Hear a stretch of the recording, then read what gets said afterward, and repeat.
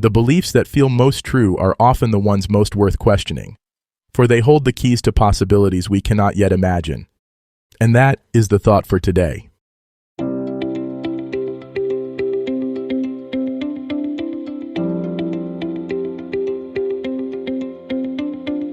Welcome to 7 Good Minutes. I'm Clyde Lee Dennis.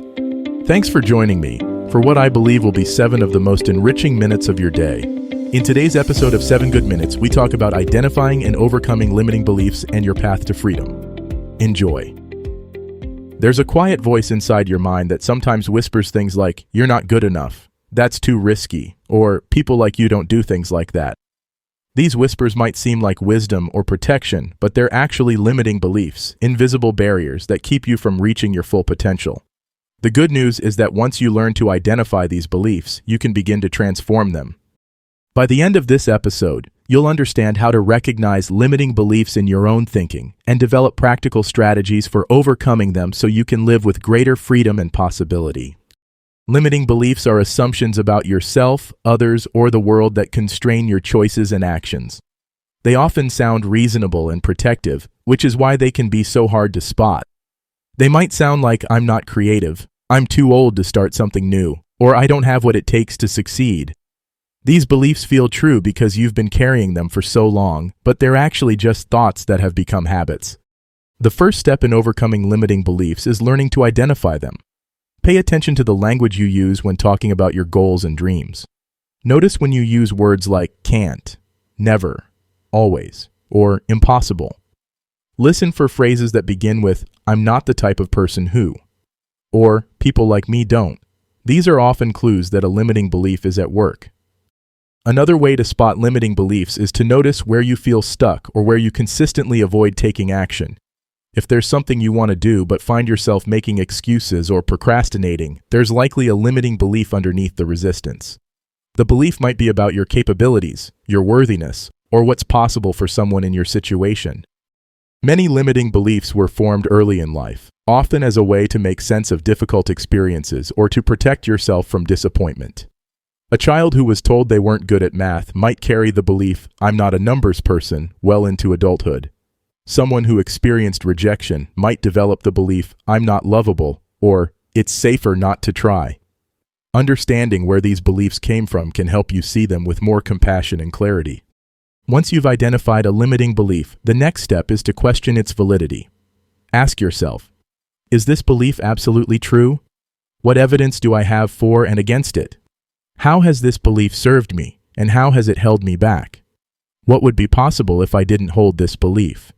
These questions help you see the belief as a perspective rather than a fact. Consider the difference between, "I'm not good at public speaking," and "I haven't developed my public speaking skills yet." The first statement feels permanent and defining.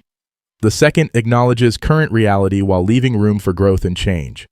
This subtle shift in language can open up new possibilities. Replacing limiting beliefs with empowering ones is a gradual process. You can't simply decide to stop believing something you've believed for years. Instead, you can begin to experiment with new thoughts and gather evidence that supports a more empowering perspective.